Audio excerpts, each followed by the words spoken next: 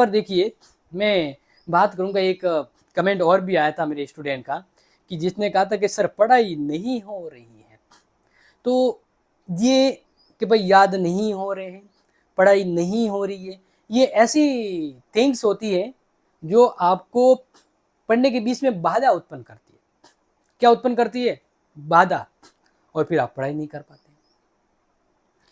इसी बात को लेकर एक हकीकत में एक उदाहरण देना चाहूँगा कि एक लड़की थी निशा नाम की। ये घटना, ये दौर है कोविड-19 के समय का, जब कोरोना की महामारी फैली हुई थी। उस समय निशा नाम की एक लड़की दूर दराज के गांवों में रहती थी। उस समय आप सभी को पता है कोविड का दौर था, तो स्कूलें कॉलेजें बंद हुआ करती थी। उस दरमियान एक ही सहारा था, घर बैठ के ऑनलाइन पढ़ना।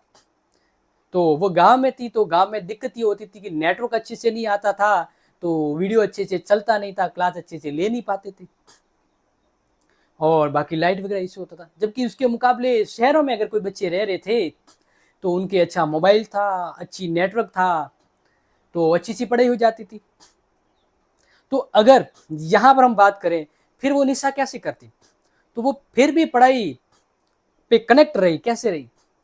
कि अब स्कूलें बंद है लेकिन अपना प्रयास तो करना है।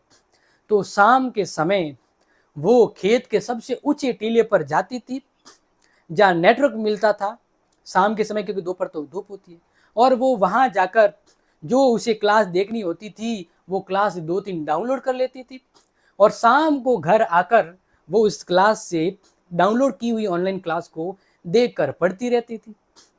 इस तरह से धीरे धीरे धीरे वो तैयारी करती रहती थी। उसने बहाना नहीं बनाया कि हमारे गांव में तो नेटवर्क ही नहीं है, ऐसा हमारे तो अच्छा मोबाइल भी नहीं है, गांव में लाइट भी नहीं आ रही है, क्योंकि उसके भी समस्या आई।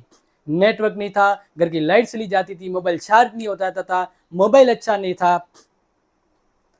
फिर भी वो पढ़ रही, लेकिन उसके और आज साथ पास में पढ़ने वाले लड़के थे, क्या करना, ऑनलाइन पढ़ के रहने दो ना, कुछ नहीं होता है इससे। और कुछ स्टूडेंट ने तो पढ़ाई बीच में छोड़ दी। और मान लीजिए यकीनन कि जब सही दौर हुआ और एग्जाम हुआ, जब वो टॉप कौन आया पता है? टॉप वो लड़की निशा आई, और सब हक्के बक्के रह गए कि गांव की छोरी ने नाम रोशन कर दिया। अब वो नहीं पता कि उन्होंने किस शिद्दत से वो पढ़ाई की है।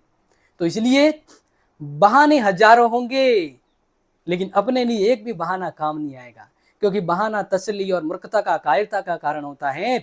अगर यही वो कहती और नेटवर्क का बहाना लेती तो क्या वो आगे बढ़ पाती? तो आगे बढ़ना है तो ये बीच की जो सब इजुल फिजुल की बातें, इसको गेट आउट कर लीजिए और फोकस ऑन टू स्टडी, तब होगी जय हिंद की बात। क्लियर? तो इस टॉपिक के बीच में मैंने आपको 2 शब्द जो आपको समझाए, यकीनन आपको समझ आ गया होगा कि बहानों मानो तो हजार है और ना मानो तो एक भी नहीं, और सफलता आपके शरणों में होगी। चलो आगे बढ़ते हैं।